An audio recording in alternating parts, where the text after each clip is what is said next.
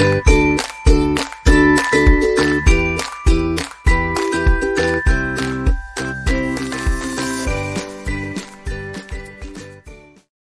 assalamualaikum warahmatullahi wabarakatuh. Selamat malam, selamat siang, selamat sore, pagi. I don't know kalian lihatnya kapan. Gue kayak gabut banget ini ceritanya. Lagi karantina 8 hari di salah satu hotel. Jadi gue juga nggak tahu mau ngapain. Jadi gue mau sharing persyaratan-persyaratan apa aja yang harus kalian siapkan kalau kalian ada rencana dalam waktu dekat, terutama di masa pandemi sekarang ini, rencana ke Turki. Karena gue baru baliknya dari Turki dan gue mau bicarakan saran-saran atau misalnya apa ya, saran ini tips biar kalian juga bisa ke Turki dengan selamat, tenang, dan pulang juga dengan aman di situasi pandemi seperti sekarang ini. Yang pertama harus kalian punya adalah paspor. Ya kan, ke luar negeri pasti harus punya paspor dong. Ya, tapi yang harus dicatat di sini adalah paspornya kalian harus masih berlaku 6 bulan ke depan. Maksudnya 6 bulan dari tanggal keberangkatan, atau untuk lebih amannya 6 bulan dari tanggal kepulangan kamu dari Turki. Kayaknya semua negara kayak gitu deh. Terus yang paspor ya, yang pertama. Yang kedua itu tiket pulang pergi. Oke. Tiket pulang pergi itu wajib, tapi saya sarankan cari tiketnya yang bisa di refund, yang bisa dikembalikan uangnya kalau misalnya terjadi sesuatu yang tidak diinginkan, kalian tidak jadi terbang atau ada peraturan-peraturan baru segala macam. Jadi pesen tiketnya yang bisa dibalikin duitnya kalau kalian nggak jadi berangkat, ya kan.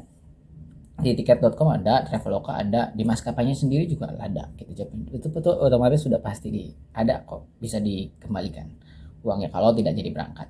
Atau kalau misalnya kalian PCR-nya negatif, positif kan, jadi nggak jadi berangkat, itu bisa dikembalikan duitnya. Jadi dipastikan dulu sama maskapainya sebelum beli. Oke, kenapa tiket itu perlu? Karena setelah kalau kalian udah punya tiket pulang pergi Jakarta Istanbul, itu step selanjutnya adalah kalian harus bikin yang namanya visa online. Visa online itu bisa kalian bisa kalian apply di website pemerintah Turki. Ini websitenya ada di sini nih. Namanya bisa di www.evisa.government.tr. Nah, itu ada aplikasi untuk ngisi. Nah, ini gampang banget. Di Turki itu nggak diperluin kayak harus ada saldo uang 20 juta 30 juta kalau misalnya kalian kemana gitu ya. Di Turki itu tuh nggak perlu. Yang penting kalian isi visa itu, sama ngisinya tuh cuma ngisi nama, terus tanggal lahir gitu aja sih, tanggal berangkat, nomor paspor gitu. Terus nanti di bawahnya itu diarahkan untuk pembayaran. Nah, pembayarannya itu bisa menggunakan debit, bisa menggunakan kartu kredit. Nah, kalau debit itu diusahakan debit yang bisa auto debit, yang ada logo Visa atau Master gitu. Kalau gue kemarin itu pakainya Genius itu kan modelnya debit ya, kita top up gitu, tapi berfungsi kayak kartu kredit. Nah, pembayarannya gampang banget, kayak pembayaran Netflix, tuh nggak, kayak pembayaran Netflix gitu. Terus 5-10 menit visanya udah ada di email. Nah, tinggal kita download, bentuknya kayak gini visanya. Nah, di sini itu kan masa berlakunya visanya itu dari tanggal 24 Agustus nih sampai tanggal 19 Februari. Berarti kan dia itu sekitar 6 bulan. Tapi bukan berarti kalian bisa di sana 6 bulan. Enggak. Di sana kalian cuma maksimal 30 hari. Jadi 30 hari di antara tanggal-tanggal segini gitu. Jadi kalau misalnya gue nih kasusnya gue kesana cuma 16 hari. Bisa nggak kesana lagi? Bisa. Yang penting jangan melebihi dari tanggal Februari tadi, 19 Februari. Lalu untuk jaga-jaga itu biasanya ketika ada yang ditanyain, kadang enggak, itu bawa asuransi kesehatan enggak, asuransi perjalanan itu juga kalian bisa beli kalau gue di www.cekpremi.com. Setiap gue ada tugas ke luar negeri, ada jalan-jalan ke luar negeri, liburan ke luar negeri, itu gue selalu belinya di situ. dicek premium.com itu harganya tuh murah banget sih, sekitar 200-300 ribuan untuk Turki ini. Dan itu bisa mengcover kita kalau misalnya terjadi apa-apa di sana, kecelakaan, pesawatnya delay, bagasinya hilang, paspor hilang, kerampokan segala macam, itu kan mengcover gitu. Jadi 300 ribu tapi dari covernya itu sekitar 1,3 miliar gitu. Bisa dicairin lagi nggak uangnya? Ya nggak bisa lah, namanya juga asuransi kayak BPJS aja bisa cairin nggak kan. BPJS kesehatan maksudnya. Oke, itu penting ya kan. Nah terus karena sekarang lagi situasi pandemi, itu penting banget kalian diwajibkan itu punya PCR. Sebenarnya nih di Indonesia, di Turki itu tidak diwajibkan PCR, atau cuman diwajibkannya adalah PCR atau vaksin 2 kali, ya kan? Gua kan udah vaksin 2 kali nih, harusnya aman pergi ke Turki. Cuman masalahnya di Indonesia nya nggak bisa pergi, gitu. Jadi di Indonesianya, di bandaranya itu gue harus tetap menunjukkan hasil PCR gitu ketika check in di maskapai gitu. Jadi gue PCR-nya gue ke Intibios kayak ini ada di, kalau Jakarta tuh ada di Menara UOB di bawah, di sebelah Grand Indonesia, di dekat-dekat Grand Indonesia gitulah. Harganya 490.000 1 kali 24 jam, yang dipastikan dia 1 hari langsung jadi gitu. Cuman sebelum kalian PCR, kalian nanya dulu nih sama petugasnya, ini PCR, saya mau PCR-nya mau buat keluar negeri ya Bu gitu. Jadi nanti kita kasih fotokopi paspornya, jadi nanti dia buatin gitu. Dan dipastikan juga hasilnya nanti yang dikasih ke kita itu, pertama itu harus menggunakan 2 bahasa Inggris dan bahasa Indonesia. Kedua, kita pastiin lagi kalau hasilnya itu terverifikasi di aplikasi Peduli Lindungi. Jadi kenapa kita harus ambil hasilnya ke sana, itu kita pagi nih tes, malamnya itu udah ada hasilnya. Kita cek di aplikasi Peduli Lindungi gitu. Oke. Ya ini pakai bahasa Inggris nih. Ya kalau yang luar negeri beda nih. Kalau kita yang penting kita bilang, tapi harganya sama nggak sama PCR kalau kita ke dalam negeri? Agak sedikit berbeda, tapi harganya sama, tapi hasilnya aja yang agak tulisannya berbeda kayak gini. Jadi itu di sini ada tulisannya bahasa Inggris semua gitu. Jadi dia menjamin, dokternya itu menjamin kalau keasliannya dan aman untuk pergi ke luar negeri. Oke, setelah PCR, nah kan ketika PCR itu kan 3 kali 24 jam ya, 3 kali 24 jam hasil yang berlakunya gitu. Nah berarti kan otomatis besoknya kalian ini udah harus, di Turki itu kan 14 jam, jadi masih bisa berlaku dong 3 kali 24 jam gitu. Jadi kalau bisa PCR-nya mepet-mepet ke tanggal keberangkatan gitu, 1 hari sebelum keberangkatan atau 2 hari aja, 1 hari sebelum keberangkatan sih. Jadi kalau bisa misalnya besok sore nih pesawatnya, hari ini pagi udah harus PCR, biar besok pagi banget atau malam itu PCR-nya udah ada gitu. Terus pas udah persyaratan itu udah ada semua, apalagi yang harus disiapkan? Nah ketika kita check in maskapai online itu diusahakan check in online aja. Biar kenapa? Biar lo bisa ngisi, biar lo bisa cari tempat duduknya sendiri ya kan. Terus pilih makanan juga bisa ya kan. Jadi kalau gue pakai Qatar, jadi kadang gue memang ada kerjaan kan di Qatar sehari gitu. Kalaupun lo transit, itu lebih gue saranin untuk check in manual sendiri gitu di aplikasi Qatar Airways, ada di Play Store gitu. Nah pas lagi check in itu ada tulisan namanya adalah kayak deklarasi kesehatan gitu, deklarasi kesehatan dari pemerintah Turki.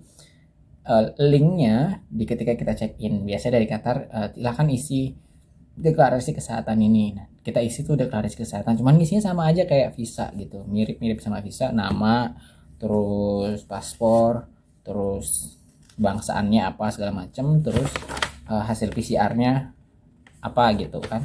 Terus di sana kita nginepnya di mana. Nah, ini juga penting juga sih. Jadi kita ketika mengajukan visa, mengajukan apa namanya deklarasi kesehatan ini, kita harus tahu kita tuh mau nginepnya di mana. Tapi pertanyaannya adalah, kan kalau misalnya kita di sana 16 hari, apakah kita harus menunjukkan hotel, booking hotel selama 16 hari? Pengalaman gue sih enggak. Pengalaman gue cuma nunjukin hotel pertama aja, atau hotel 2 hari, hotel pertama aja ketika kita sampai di Turki, dan itu tuh udah cukup aman. Banyakannya seperti itu. Nah, setelah isi deklarasi kesehatan itu keluar, terus nanti ada file dari mereka ke email kita untuk di-download, dan bentuknya kayak gini nih, deklarasi kesehatan. Nah, bentuknya kayak gini. Ini deklarasi kesehatannya bisa diisi di pemerintah Turki, di visa.turki.government tadi. Nanti linknya saya kasih di bawah, atau maskapai. Bentuknya kayak gini. Nanti itu ada barcode-nya kayak gini. Nah, ada barcode-nya kayak gini. Nah, tujuan barcode ini buat apa? Tujuan barcode ini adalah ketika kita nyampe Turki itu buat bisa ditunjukin gitu ke mereka. Selain e-visa tadi, elektronik visa tadi, gitu. Jadi barcode ini juga bisa kalian gunakan untuk booking tour di Turki. Nah, ya kan, booking tour di Turki ini kan kayak bentuknya kayak gini nih. Nah, gue booking tournya itu adalah di Istanbul Welcome Card. Dari Istanbul Welcome Card ini murah banget. Kalian bisa cari di Klook, di aplikasi di Play Store. Terus nanti kalian pas nyampe Turki, pas nyampe hotel, kalian dikasih kartu flash gini kan, untuk naik kereta, naik bus gitu segala macem. Ya, ini murah banget. Udah semua nih persyaratan kayak gini. Sebenarnya perlu di print nggak sih? Sebenarnya nggak usah di print, nggak apa-apa. Cuman kan kalau nggak di print itu kan ribet. Kalau kalian pas di imigrasi kan ditanya nih, mas paspornya mana, kita ngasih paspor. Terus visa elektronik visanya mana, kita kasih lagi ya, apa namanya, buka-buka handphone lagi, kan ribet ya. Jadi mending lo print semua kan, udah di print semua, terus diselipin aja sama paspor. Misalnya ini paspor, ya kan, mas mau kemana, mau ke Turki, ada paspornya, visanya, nah langsung aja kasih nih semuanya. Jadi dia nggak nanya-nanya lagi gitu, nggak nanya-nanya banyak gitu. Saran gue sih gitu, jadi print aja semua. Untuk jaga-jaga takut jatuh atau segala macam, ya di screenshot semuanya di handphone. Terus persyaratan apa lagi sih? Apa itu aja sih sebenarnya yang wajib. Yang biasanya kalau ini adalah persyaratan yang terakhir, adalah persyaratan yang kadang ditanya kadang enggak. Kalau gue keluar negeri ini jarang banget ditanya. Cuman ditanya pas pertama kali gue keluar negeri, nggak pernah nih gue keluar negeri sama sekali. Pertama kali. Sama di Turki ini kebetulan imigrasinya agak sedikit, gue dapetnya yang agak sedikit bawel.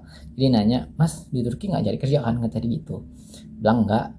Emang di sini kerja, di Indonesia kerja di mana? Saya bilang gue kerja di sini, aku kasih tahu. Nah, kalau misalnya amannya gue kasih tahu, lo kasih, kalau punya ID dari pekerjaan kalian bawa aja, tunjukin ke mereka. Kalau kalian pelajar atau mahasiswa, kasih kartu pelajar atau kartu mahasiswanya. Atau kalau nggak ada punya ID, ini kan ada pekerjaan yang dikasih tanda pengenal, ada yang enggak. Nah, kalau yang nggak ada tanda pengenal, kalian bisa pakai surat dari HRD. Suratnya itu menerangkan bahwa nama, nicknya, terus akan melakukan perjalanan ke luar negeri dengan tujuan Turki misalnya, bukan untuk mencari kerja, dan akan kembali lagi ke Indonesia gitu. Ada keterangan seperti itu, tanda tangan sama HRD-nya. Ya, itu aja sih yang diperlukan untuk perjalanan ketika kalian ingin untuk pergi di situasi pandemi saat ini. Di Turki itu gampang banget. Pas nyampe Turki itu kalian sebelum ngambil apa namanya, koper, itu kalian ke imigrasi dulu. Cuman ditanya paspor, terus tinggal di mana, sama elektronik visa. Udah, elektronik visanya mana gitu. Ya udah, kasih tunjuk itu, udah kelar, dicap deh, cak, udah langsung ngambil. Habis itu langsung ngambil koper. Itu aja yang diperlukan ketika sampai Turki. Justru malah yang ribet itu adalah pas di Indonesia. harusnya kan sebenarnya ribet itu adalah ketika kita nyampe di negara kedatangannya, tapi Turki lumayan agak sedikit longgar sih kalau gue lihat. Jadi kalau Indonesia agak sedikit lebih ketat gitu. Oke, kalau ada pertanyaan boleh komen, boleh japri, boleh DM ya. Nah, terima kasih sudah nonton videonya. Nah, nanti besok atau lusa gue akan bikin lagi untuk perjalanan baliknya dari Turki ke Indonesia, apa aja yang harus dibutuhkan di situasi pandemi. Thank you so much. Sampai ketemu lagi di next video. Semoga bisa membantu buat kalian-kalian yang aduh pengen ke Turki tapi nggak mau pakai tour, pengennya backpackeran aja. Tenang aja, kalau kalian udah punya persyaratan yang tadi gue sebutin, aman, sentosa. Ya gitu, tapi yang jelas semuanya tuh harus jelas aja sih gitu ya. Tetap semangat, tetap jaga kesehatan. See you guys.